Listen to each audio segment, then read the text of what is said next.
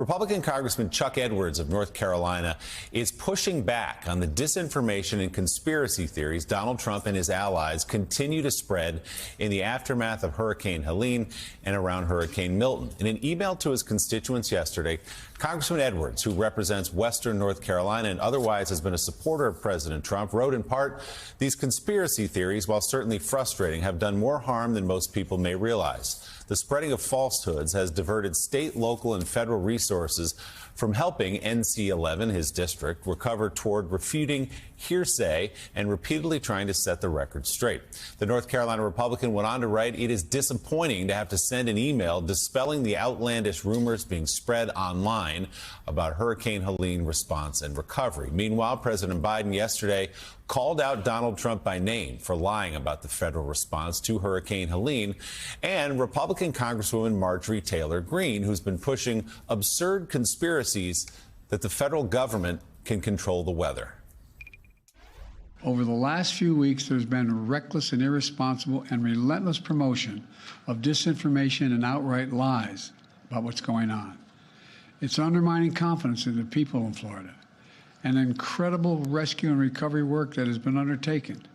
Literally, there are thousands of fellow Americans who are putting their lives at stake and putting on the line to do the dangerous work that needs to be done now. And it's harmful to those who most need the help.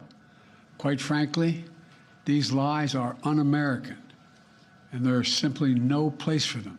Not now, not ever. Former President Trump has led this onslaught of lies. Assertions have been made that property is being confiscated. That's simply not true. They're saying people impacted by these storms will receive $750 in cash and no more. That is simply not true either. They're saying that money needed for these crises are being diverted to migrants. What the heck are they talking about? Stop it. It's outrageous. It's just not true. Now the claims are getting even more bizarre. Marjorie Taylor Greene, the congresswoman from Georgia, is now saying the federal government is literally controlling the weather. We're controlling the weather. It's beyond ridiculous. It's so stupid. It's got to stop. Let's bring in the host of MSNBC's Inside with Jen Psaki. Jen Psaki. Jen, good morning. Great to see you. Good morning. We've been sort of saying this morning, and you as someone who worked in that press office at the White House, that the President of the United States would have to stand at a lectern at the White House and say to the American people and to people who are skeptical, no, the government does not control the weather, and no, the government does not engineer hurricanes to go to red states or specifically red districts that support Donald Trump. It's sort of a breathtaking moment, but sadly, it has to be said out loud, and it's not just President Biden, but it is the congressman from North Carolina, Republican governors and senators who've had to really drive this message home that FEMA is not here to take your land, for example. No kidding. And I think it's so important to keep restating, as you have this morning, this is not normal. I talked with Secretary Mayorkas about this the other night. He's never seen any level of misinformation during a hurricane crisis response or any emergency response like the one we are seeing now. And before he was Secretary of Homeland Security, he spent many, many years working in the Department of Homeland Security. And when you have that Republican member of Congress whose district was undoubtedly won by Trump by multiples, saying this is harming the people in my district, that should be a huge wake-up call. The other thing Secretary Mayorkas said to me, which has stuck with me, is that people are not applying for programs they're eligible for. They're not, of course, listening to advice about evacuation. They don't know what's true and not true, but people are hurting themselves because of the amount of misinformation out there. It also made me think, Willie, just about, I was working for Barack Obama in 2012 when he was running for re-election during Hurricane Sandy, and you all remember that well. Chris Christie came and traveled on the plane with us. Yeah. Now, it may have hurt Chris Christie politically later, but the point is that these moments are moments when Democrats and Republicans, people have stood together to respond to communities in trouble. And Trump is like lighting a fire at that tradition and also hurting the people who are impacted. So, Steph, one of the things the Trump campaign has latched onto in terms of disinformation or false claims, where they've seized onto this idea of a $750 payment. You roll your eyes as I even broach the subject. So can you explain to viewers what exactly this is, why they think it's a talking point, but give us the truth. Donald Trump claiming, yes, if you can get it, he's just going to, Joe Biden is just going to give you this candy, this $750. So it's as though you got something, and there will be absolutely nothing behind it. So if they try to give it to you, refuse that money. Because if you take the money, you're basically signing off saying, I won't take anything else from the government. It's just a flat out lie. Right. So on one hand, we should be talking about how dangerous this is and problematic and how stupid it makes the Trump campaign look. However, they don't do any of these things by accident.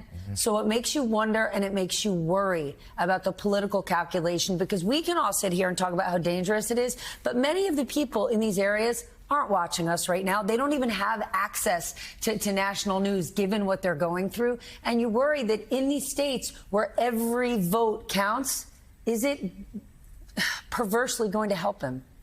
And that's why it's been so important to have these Republican governors come out and say again and again, FEMA is doing its job. The Biden administration is helping us. We disagree with them on almost everything, but this is not a time for division, even though it's coming right from the top and Donald Trump.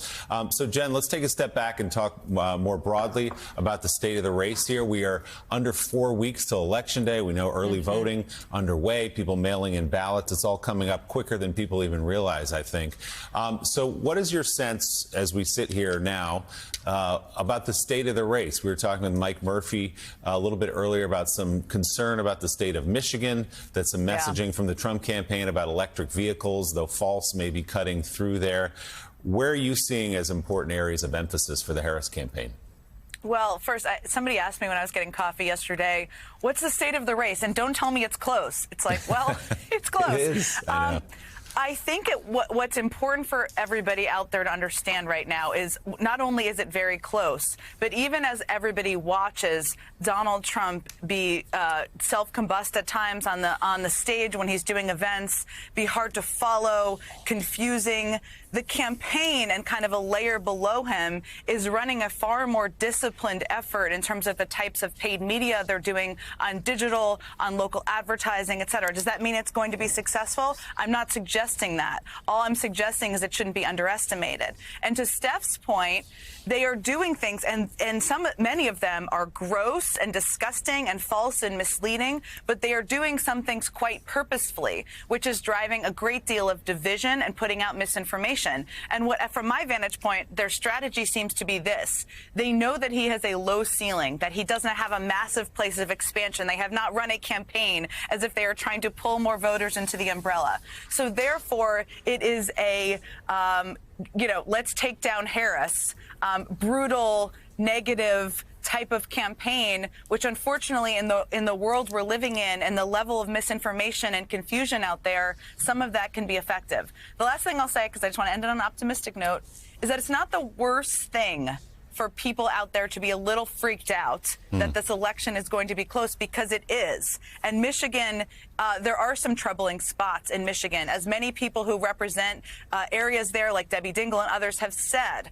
It's going to be close. Harris has made up a lot of ground, but people should know and understand that when they can early vote and participate in the process, now is the time, and they can't sit on their couches because they could be the difference. Jen, I know you said you wanted to end on an optimistic note. I may not let you. All right, it's okay. It's okay. I want to get your take, we though. can real talk too. I don't think it's I don't think it's always the worst thing for people to be a little freaked. But go ahead. I agree with that, and certainly people in the Harris campaign too do that as well, which is why they keep portraying themselves as the underdog. I'm curious to get your take on what is sort of an unusual, or seemingly unusual, Trump campaign strategy they kind of announced yesterday. He's going into some pretty deep blue places. We know he's heading to Aurora, Colorado, where he's going to make a big deal out of immigrants. That's another place where they have lied and put people's lives in danger in terms of how they have suggested that migrants have overrun that town, when officials there say that's simply not true. He's also now scheduled a rally for Madison Square Garden, right here in Manhattan, at the end of the month, which seems to me, it's certainly a big arena. If they can fill it, that'll create great images for a final week of TV ads. It also occurs to me there's probably a lot of protests. Maybe he doesn't mind that image as well. What do you think? Sometimes he's not always playing three-dimensional chess. So, you know, I can try to explain some of it or what my assessment is. I think he is a person who makes a bet on national media and on social media and on how that's going to play less than he does on his own role in the local strategy. Obviously, he hasn't been campaigning as a traditional candidate. He does not have traditional operations in states, which, by the way, he also didn't have in 2016. And the Harris campaign has an advantage there, but in 2016, he didn't have them either, which I think is important for people to remember.